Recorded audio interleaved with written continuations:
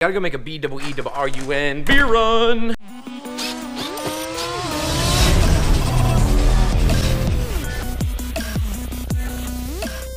Good afternoon, guys, or good morning technically here because it's not afternoon yet. Gotta go make a beer run here in the car. I'm gonna go take the MR2 out here. Raven, you wanna come along?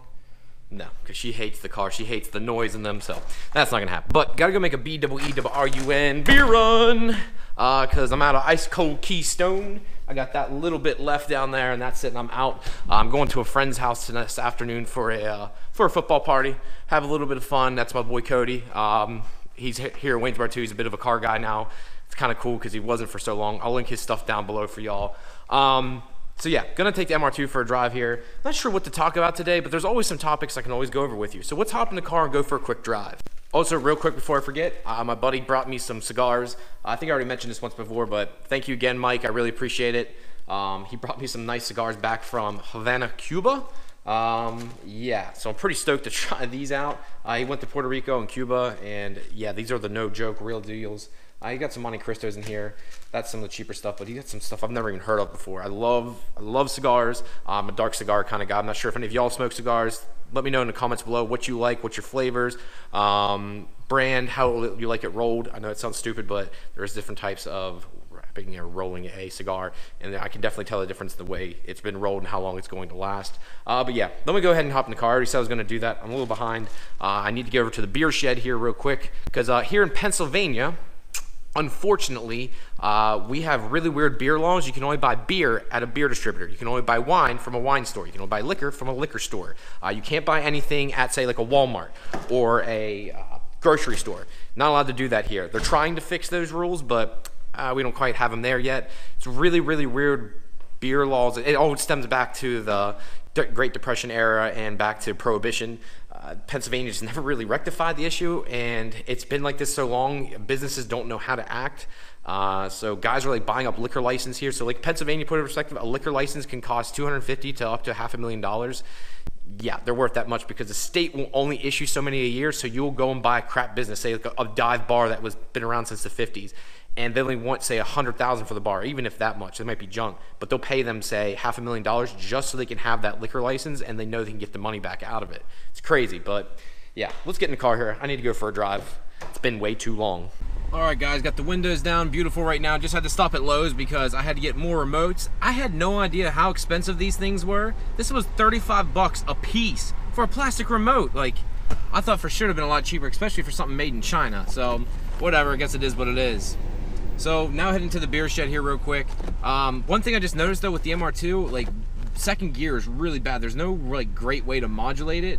Another thing I wanted to is for my MR2 owners out there, for the guys that have these cars, can you give me some background information on the fact that when you go into second gear, it always wants to buck, no matter what? I had Gears and Gasoline guys drive this, and they had the same exact issue. It always wants to buck in second gear, no matter what you do.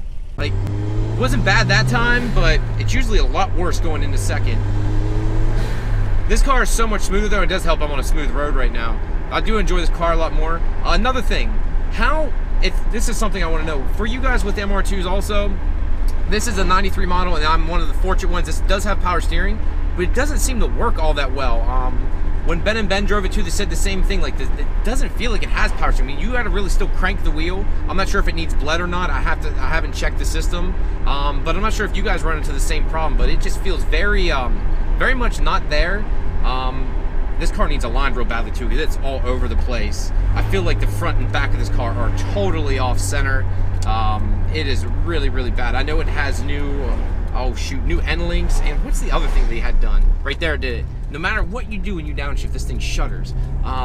This car also has new inner and outer tie rods. So those inner and outer tie rods, when they put them on, I'm not sure if it matters if you had it aligned or not.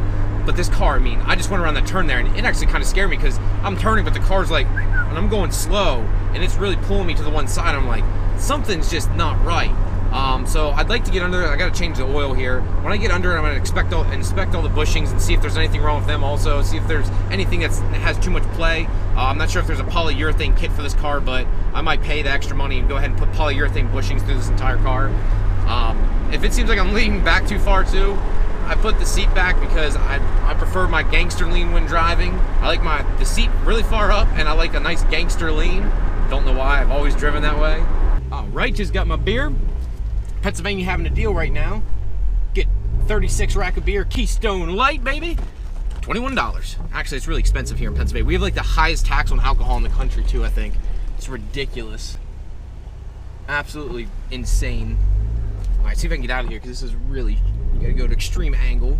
Eesh. Oh, I love that noise.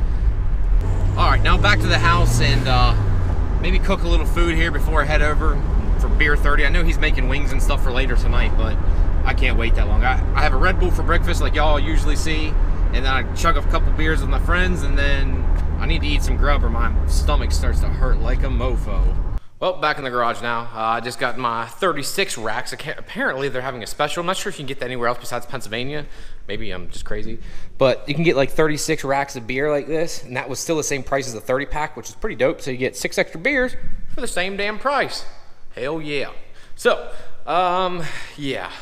Definitely having some issues with this now. Now I was saying that earlier, I don't know what the hell's wrong, but like it's like real bad. Like I'm going around corners and like the ass end, like the alignment has to be completely junk on this thing. Like it's bad. And I don't want to get it done until I get the new wheels and tires on it, which I haven't decided on yet. I posted about it on my Facebook page. I got some people's comments. Everyone's saying RPF ones. My insides say like yes, but at the same time, I really like the 5 Sigan with the FN01C. I'm sorry if I got that wrong, but I think that's what they're called. There are some other wheels I do like for the car too, but they're a little bit more money or they can't get the correct offset. I'm not a big fan of spacers. I know a lot of guys use them and they use quality ones, but if I'm gonna pay X amount of money for proper wheels, I'd prefer them to fit right and not have to mess around with spacers, getting longer wheel studs, doing all that fun stuff. I don't know if it's just my mindset or it's just the way I've always thought. Excuse me, sorry guys. I just think it's a kind of a half-assed way of going about it. Now, there's a lot of guys that do it, don't get me wrong, and it's just my mindset might be totally different from the rest. I just prefer to spend the money up front and get what I want, which I'm looking for in the rear. I'm looking for like a 17x9 in the rear with a 255/40 tire, 17-inch wheel, and in the front I'd like to do a 17x8, 235, or is it 225? Can't remember. I think maybe it's a 235. Whatever. I think it's a 235/40 in the front then, again on a 17-inch wheel. So RPF ones actually offer that with a perfect plus 35 offset that actually sits on these cars very nicely. You have to roll the rear lip just ever so slightly, but the front fits perfectly, and it still gives you room to actually fit a proper sized tire without rubbing on the inside. I think you can actually get a 17x10 on the rear of this if you run aggressive offset and you're running coilovers. I'm not running coilovers, so I can't do that. Plus, I don't know of any 17x10 wheels I find that I really like that are matching and have the proper offsets that aren't stupid expensive. So that's where the car's at right now, considering the wheel options. Here's one little dumb thing with the car too that's really bothered me. So when I bought this, they said, oh yeah, the car's immaculate. We had the paint touched up. I'm like, okay, touched up means you did the front bumper. Looks like the car's been resprayed fully, especially now. If you guys can even see inside of here, it's too dark, but inside of here, there's a lot of white paint. Stupid GoPro, there's low light issues, I can't see it. That's why I need to invest in a G7X or maybe like a Canon T4i, which I actually would use. Is probably cheaper than what I paid for this new GoPro, but this is way more convenient for the fact that I use it for everything. Here's the part of the video I wanted to get to. I swear to God, I think all YouTubers are buying MR2s. Ever since the 1320 video came out about that K20 MR2 and seeing that, wow, with this chassis, it's really usable and you can actually make usable power on the street and it'll actually drive and it's more fun. It's a 2-seater sports car. It's not a front wheel drive like Honda Civic. Even there's nothing wrong with that. It's an actual sports car versus say like an Econo box. And it's rear wheel drive. Well, it's not technical rear wheel drive, but you get what I'm saying. Mid-engine car, you can throw a front engine K20 in it and make a bunch of power. Like, it's just crazy. Like, everyone I see on YouTube now is buying MR2s and just doing it as cheap platforms because the cars are so darn cheap. It's really cool to see because now that I own one, I want to watch more videos, so I see more people posting about it. There's a ton of videos on the Supra already, but on the MR2 itself, like, it was really hard for me to find quality videos. I really had to dig to find what I wanted. I think it's called Midnight Boys. I think that's the name of those guys. They have a YouTube channel also. They're down in Virginia. They do a bunch of cool stuff. I really like their videos. They do a lot of stance stuff, which isn't really for me. I'm not a big stance guy, but they work on their cars. Like, they actually, you know, do every bit of work to them. They build the motors, they swap wheels, they do all that fun stuff that a lot of people won't do. So, I mean, it's cool to see that there is more people getting into these and wanting to build these cars. I would like to see more quality builds. Like, I would love to see like a 3S GT build motor. I'd love to see someone do a series on that. Maybe I should do that eventually. That's not gonna happen this year, guys. I can just tell you that. Just don't have the money for it right now.